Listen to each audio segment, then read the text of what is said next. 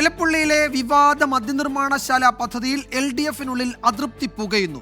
പദ്ധതിയിൽ LDF-ൽ പൊതു തീരുമാനം ഉണ്ടായിട്ടില്ല എന്ന് തുറന്നടിച്ച് RJD രംഗത്തെത്തി. മന്ത്രിതലത്തിൽ മാത്രമെടുത്ത തീരുമാനം ശരിയായ നടപടിയല്ല എന്ന് RJD secretary general Varghese George പ്രതികരിച്ചു. ഇപ്പോൾ ബ്രൂവറി അനുവദിക്കുന്നതിനാധാരമായ ഈ എക്സൈസ് പോളിസി LDF-ൽ വെച്ചിട്ടില്ല. LDF-ൽ വെക്കാതെ എങ്ങനെയാണ് ഒരഭിപ്രായം പറയുക? LDF-ൽ 11 രാഷ്ട്രീയ പാർട്ടികളുണ്ട്. ആ LDF യോഗത്തിൽ അത് വെച്ച് കഴിയുമ്പോൾ അതിൻ്റെ ഗുണവും തെറ്റും മേന്മകളും മനസ്സിലാക്കി നമുക്കൊരു കൺസിഡേർഡ് ഒപ്പീനിയൻ രൂപീകരിക്കാൻ സാധിക്കും. പക്ഷേ ഈ എക്സൈസ് പോളിസി LDF-ൽ വെക്കാതെ നേരെ മന്ത്രിസഭയിലേക്ക് കൊണ്ടുപോവുകയും മന്ത്രിതലത്തിൽ തീരുമാനമെടുക്കുകയും ചെയ്തിരിക്കുകയാണ്. ഇത് ശരിയായ നടപടിയല്ല.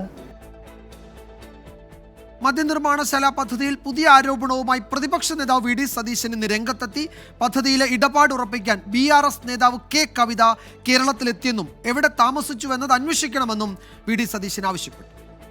തെലങ്കാനയുടെ മുൻ മുഖ്യമന്ത്രി ചന്ദ്രശേഖർ റാവുവിന്റെ മകൾ കവിത MP അവരും പ്രതിയാ. അവർ കേരളത്തിൽ വന്നിട്ടുണ്ടല്ലോ. അവരെവിടെ താമസിച്ചത് നിങ്ങൾ അന്വേഷിക്കുക.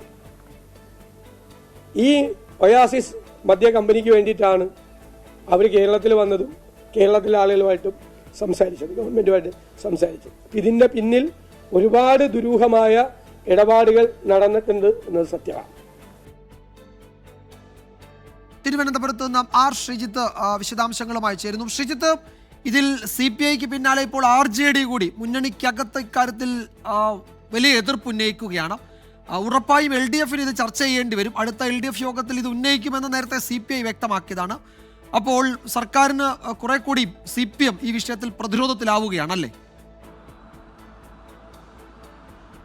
വിജയകുമാർ, CPIയുടെ എതിർപ്പാണ് ഏറ്റവും പ്രധാനപ്പെട്ട ഒരു തടസ്സമായി LDF-ന് മുന്നിലുള്ളത്, സർക്കാരിന് മുന്നിലുള്ളത്. അതിൽ അവരെ അനുനയിപ്പിച്ച് കൂടെ നിർത്താൻ ശ്രമം നടത്തുമ്പോഴാണ് അടുത്ത ഘടകകക്ഷിയായ RJD കൂടി ഈ വിഷയത്തിൽ എതിർപ്പ് ഉന്നയിച്ചുകൊണ്ട് രംഗത്ത് വന്നിരിക്കുന്നത്. ജനതാദൾ എസിലും സമാനമായ എതിർപ്പ് ഉരുണ്ടുകൂടിയിരുന്നെങ്കിലും ഇന്നലെ അത് മന്ത്രി K കൃഷ്ണൻകുട്ടി ഇടപെട്ട് അതിനെ തണുപ്പിച്ചെടുത്തിട്ടുണ്ട്.